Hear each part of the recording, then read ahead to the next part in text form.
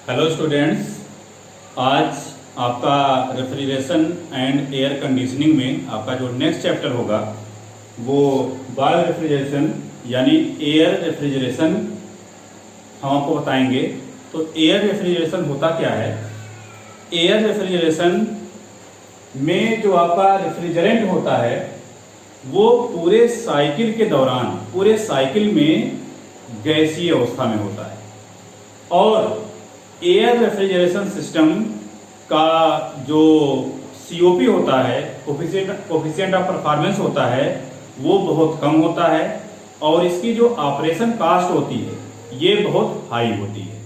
और इसमें हम रेफ्रिजरेंट के फॉर्म में यानी या ये कह लीजिए इसमें हम जो वर्किंग सब्सटेंस होता है वो आपका या तो एयर होता है या तो हम कोई रेफ्रिजरेंट यूज करते हैं। तो ये जो प्रोसेस होता है जिसका हम COP अभी बताया, COP काफी कम होता है और ऑपरेशन कास्ट काफी हाई होता है, इस वजह से इसका आज के समय में प्रयोग ना के बराबर होता है।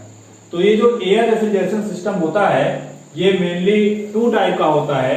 नंबर 1 खुला बायो रेफ्रिजरेशन यानी ओपन एयर रेफ्रिजरेशन और दूसरा जो है बंद बायो रेफ्रिजरेशन यानी क्लोज्ड एयर रेफ्रिजरेशन। तो इसमें जो आपका खुला बायो रेफ्रिजरेशन होता है इसमें जो रेफ्रिजरेंट होता है वो जनरली एटमॉस्फेरिक प्रेशर के इक्वल उसके ऊपर प्रेशर अप्लाई करते हैं। और जो बंद बायो रेफ्रिजरेशन होता है इसमें आपका जो रेफ्रिजरेंट होता है वो एक क्लोज्ड पाइप के अंदर रहता है और उसके ऊपर जो प्रेशर होता है वो एटमॉस्फेरिक प्रेशर से कहीं ज्यादा अप्लाई करते हैं। तो मेनली इसमें हमें ये देखना है कि ये एयर रेफ्रिजरेशन सिस्टम किस तरह से वर्क करता है। तो जो एयर रेफ्रिजरेशन सिस्टम होता है वो रिवर्स कार्नाट साइकिल पर वर्क करता है यानी उल्टे कार्नाट चक्र पर आधारित होता है। और इसमें जो वर्किंग सब्सटेंस होता है वो या तो हम एयर का यूज करते हैं, वायु का यूज करते हैं या फिर किसी रेफ्रिजरेंट का इस्तेमाल करते हैं। तो आपका सबसे पहले हम ये देखते हैं कार्नाट चक्र होता क्या है। तो कार्नाट चक्र में मेनली 4 प्रोसेस होते हैं।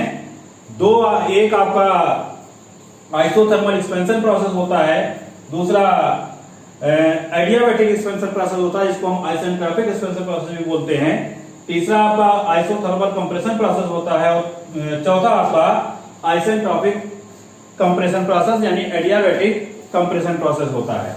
तो इसमें हम अगर कार्नाट साइकिल की बात करें तो कार्नाट साइकिल में जो पहला प्रोसेस होता है वो आइसोथर्मल एक्सपेंशन होता है और दूसरा प्रोसेस जो होता है एडियाबैटिक एक्सपेंशन होता है, तीसरा आपका आइसोथर्मल कंप्रेशन होता है और चौथा आपका एडियाबैटिक कंप्रेशन प्रोसेस होता है। रिवर्स कार्नाट साइकिल में सारे प्रोसेस उल्टे हो जाएंगे। जैसे अभी हमने बताया कि कार्नाट साइकिल में पहला प्रोसेस जो होता है आइसोथर्मल एक्सपेंशन होता है, लेकिन रिवर्स कार्नाट साइकिल में चौथा प्रोसेस आपका आइसोथर्मल एक्सपेंशन होगा। मतलब आपका कार्नाट साइकिल की बात करें तो पहला प्रक्रम ये होगा, दूसरा प्रक्रम ये होगा, तीसरा प्रक्रम ये होगा, चौथा प्रक्रम ये हो गया। जबकि उसका उल्टा मतलब इसमें कार्नाट में जो लास्ट प्रक्रम है यानी कार्नाट के लिए 4th प्रक्रम होता है और रिवर्स कार्नाट साइकिल में पहला प्रक्रम हो जाता है। तो रिवर्स कार्नाट साइकिल में भी 4 प्रक्रम होते हैं। जो प्रक्रम 1 यानी प्रोसेस 1 से 2 है वो आइसेंट्रोपिक कंप्रेशन प्रोसेस है, इसको हम एडियाबैटिक कंप्रेशन प्रोसेस भी बोलते हैं। प्रोसेस 2 to 3 आपका आइसोथर्मल कंप्रेशन प्रोसेस है और 3 to 4 आइसेंट्रोपिक एक्सपेंशन प्रोसेस है जिसको हम एडियाबैटिक एक्सपेंशन प्रोसेस बोलते हैं। और प्रोसेस 4 to 1 समतापीय प्रसारण प्रक्रम यानी आइसोथर्मल एक्सपेंशन प्रोसेस है। तो ये प्रोसेस होते क्या है? आइसेंट्रोपिक कंप्रेशन प्रोसेस मतलब इसको हम एडियाबैटिक कंप्रेशन प्रोसेस भी बोलते हैं। इसमें हम रेफ्रिजरेंट या वायु को कंप्रेस करते हैं और कंप्रेस इस तरह से करते हैं कि उस कंप्रेशन के दौरान ना तो हीट अंदर से बाहर जाए और ना ही बाहर से अंदर हीट आए। तो ये आपका आइसेंट्रोपिक कंप्रेशन प्रोसेस यानी एडियाबैटिक कंप्रेशन प्रोसेस है। दूसरा आपका आइसोथर्मल कंप्रेशन प्रोसेस है। आइसोथर्मल कंप्रेशन प्रोसेस वो प्रोसेस होता है जिसमें हम एयर या रेफ्रिजरेंट को कंप्रेस करते हैं और उसमें प्रोसेस का टेम्परेचर कांस्टेंट रहता है, टेम्परेचर चेंज नहीं होता है। नेक्स्ट आइसेंट्रोपिक एक्सपेंशन प्रोसेस या फिर एडियाबैटिक एक्सपेंशन प्रोसेस है। इसमें हम जो आपका रेफ्रिजरेंट है या वायु है उसको एक्सपेंड करेंगे। एक्सपेंड इस तरह से करेंगे कि ना तो अंदर से हीट बाहर जाए ना तो बाहर से हीट अंदर आए। और लास्ट आपका आइसोथर्मल एक्सपेंशन प्रोसेस है। इसमें हम रेफ्रिजरेंट को एक्सपेंड करेंगे इस तरह से कि उसका टेम्परेचर कांस्टेंट रहे, टेम्परेचर चेंज ना हो। तो इन चारों प्रोसेस को हम यहाँ पर डायग्राम से समझते हैं। तो यहाँ पर आपका एक है प्रेशर वॉल्यूम डायग्राम, दूसरा है आपका टेम्परेचर एंट्रोपी डायग्राम। तो यहाँ पर सबसे पहले हम रेफ्रिजरेंट के स्टेज को 1 से रिप्रेजेंट कर रहे हैं। तो यहाँ पर 1 स्टेज पर इसका रेफ्रिजरेंट पर प्रेशर P1 है और वॉल्यूम V1 है। अगर हम यहाँ पर TS डायग्राम की बात करें तो यहाँ पर रेफ्रिजरेंट के 1 स्टेज को यहाँ से रिप्रेजेंट किया गया है। इसके करस्पॉन्डिंग एंट्रोपी S1 है और टेम्परेचर T1 है। अभी हमने पहला प्रक्रम लिया आइसेंट्रोपिक कंप्रेशन प्रोसेस, मतलब हम रेफ्रिजरेंट को कंप्रेस करेंगे। तो यहां पर आइसेंट्रोपिक कंप्रेशन प्रोसेस 1 से 2 है। 1 से 2 आपका रेफ्रिजरेंट को हम कंप्रेस करेंगे, लेकिन कंप्रेस करने पर जो हीट जनरेट होगी वो बाहर नहीं जाएगी। अब हमें पता है अगर हम किसी चीज को कंप्रेस करेंगे तो उसका प्रेशर बढ़ेगा। हीट अगर बाहर नहीं निकल रही है तो उसका टेम्परेचर भी बढ़ेगा, मतलब प्रेशर आपका राइज करेगा और उसका टेम्परेचर राइज करेगा। तो यहां पर हमने दिखाया है जब कंप्रेस करेंगे और वॉल्यूम डिक्रीज होगा। और एक बात और ध्यान देना है कि आइसेंट्रोपिक प्रोसेस जब आपका मतलब आइसेंट्रोपिक प्रोसेस के केस में जो आपका एंट्रोपी होता है, एंट्रोपी में चेंज नहीं होता है। तो यहां पर हमने दिखाया वॉल्यूम V1 से घटकर V2 हो गया, प्रेशर P1 से बढ़कर P2 हो गया, टेम्परेचर T1 से बढ़कर T2 हो गया और एंट्रोपी 1 से 2 में कांस्टेंट है, यानी S1 और S2 इक्वल है।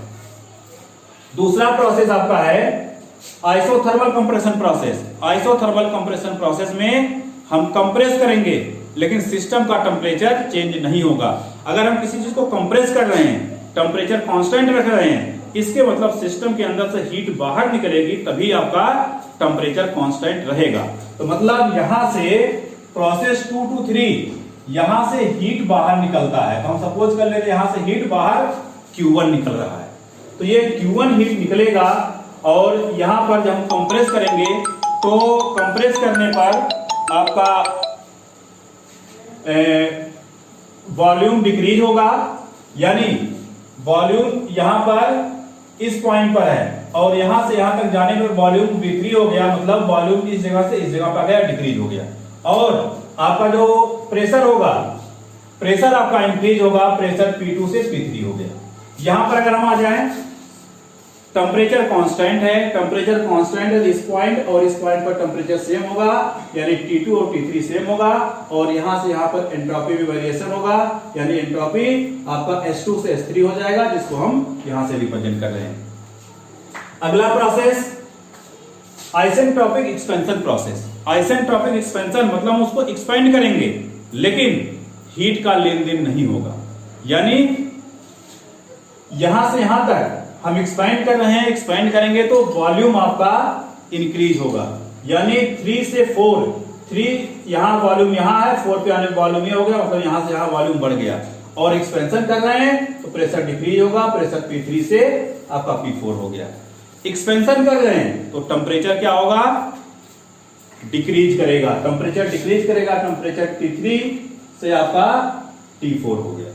यहां पर हीट का कोई लेन देन नहीं होगा। अब अगला प्रोसेस है isothermal expansion process. Isothermal expansion process 4 to 1 है।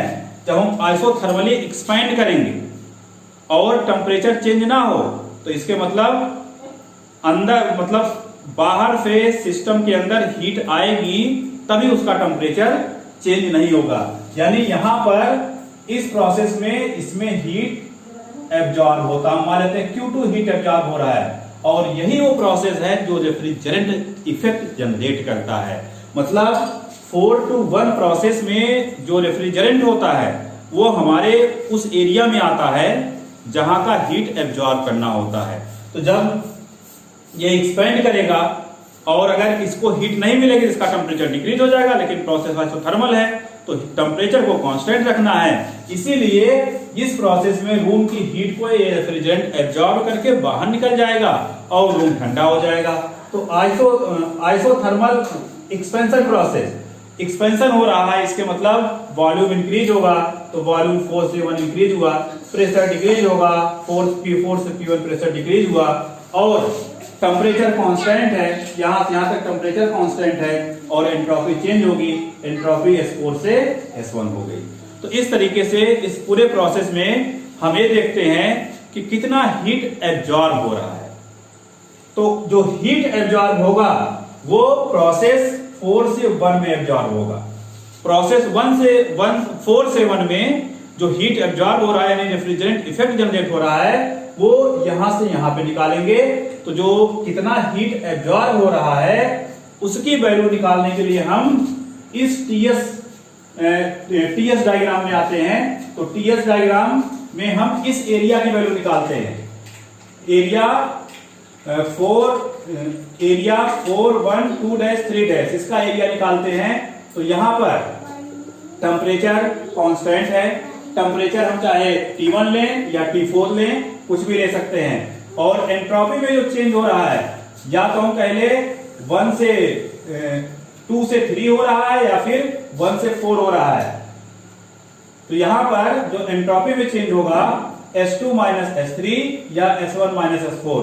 तो इस तरह से हम देख रहे हैं जो अवशोषित ऊष्मा होगा इस पोर्शन का क्षेत्रफल, यानी T2 in bracket S1 - S4 या फिर T2 in bracket S2 - S3, या टेम्परेचर हम T1 भी ले सकते हैं, तो T1 in bracket S2 - S3। तो ये तो आपका कितना हीट एब्जॉर्ब हो रहा है, वो हीट का अमाउंट है। इस हीट को एब्जॉर्ब करने के लिए हम वर्क डन कितना कर रहे हैं। तो वर्क डन मतलब जो कार्य होगा वो आपकी निष्कासित ऊष्मा और अवशोषित ऊष्मा का डिफरेंस होगा। निष्कासित ऊष्मा आपका ये है, मतलब यहां से यहां, और निष्कासित ऊष्मा की वैल्यू निकालने के लिए हम यहां पर आएंगे। यहां से यहां के करस्पॉन्डिंग आपकी एंट्रोपी S2 है और S3 है, टेम्परेचर कितना है T2 और T3 है। तो टेम्परेचर T2 T3 में से कुछ भी ले सकते हैं। तो यही आपकी निष्कासित ऊष्मा T2 in bracket S2 - S3, और अवशोषित ऊष्मा हम यहां निकाल चुके हैं T1 in bracket S2 - S1। ये वैल्यू यहां पुट कर देंगे। यहां पर आपका S2 - S3 कॉमन है, इसको कॉमन ले लेंगे तो ये आपका आ जाएगा T2 - T1। यानी ये आपका कार्य है और ये अवशोषित ऊष्मा है। अवशोषित ऊष्मा का मतलब रेफ्रिजरेशन इफेक्ट कह लें तो हमें पता है कि COP इक्वल टू होता है रेफ्रिजरेशन इफेक्ट या desired effect upon work done. तो रेफ्रिजरेशन इफेक्ट जो आपका है अवशोषित ऊष्मा है, तो अवशोषित ऊष्मा upon work done, S2 - S3 cancel, तो यहां से COP की वैल्यू जो आ जाएगी T1 अपॉन T2 - T1। तो हम इस COP को यहां लिखते हैं COP of air refrigeration system equal to T1 upon T2 - T1। अगर हम इस COP के फार्मूले को देखें और हमसे यहां से पूछा जाए कि एयर रेफ्रिजरेशन सिस्टम का COP हम कैसे बढ़ा सकते हैं, तो COP बढ़ाने के लिए हमें जो लोअर टेम्परेचर T1 है उसकी वैल्यू हाई रखनी होगी। मतलब लोअर टेम्परेचर T1 की वैल्यू हाई रखने का मतलब हम रेफ्रिजरेशन इफेक्ट ज्यादा प्रोड्यूस करें, और हायर टेम्परेचर T2 की वैल्यू हमें लो रखनी होगी। अगर हम T1 को हाई और T2 को लो रखते हैं तो उस केस में COP की वैल्यू आपकी कोएफिशिएंट ऑफ परफॉर्मेंस की वैल्यू अधिक से अधिक आती है। मतलब हम एयर रेफ्रिजरेशन साइकिल के COP को बढ़ाने के लिए T1 की वैल्यू को आपको बढ़ाना पड़ेगा और T2 की वैल्यू को घटाना पड़ेगा। तो इस तरह से ये आपका एयर रेफ्रिजरेशन सिस्टम का डिस्क्रिप्शन है। नेक्स्ट टाइम पे हम नेक्स्ट टॉपिक देखते हैं। Thank you.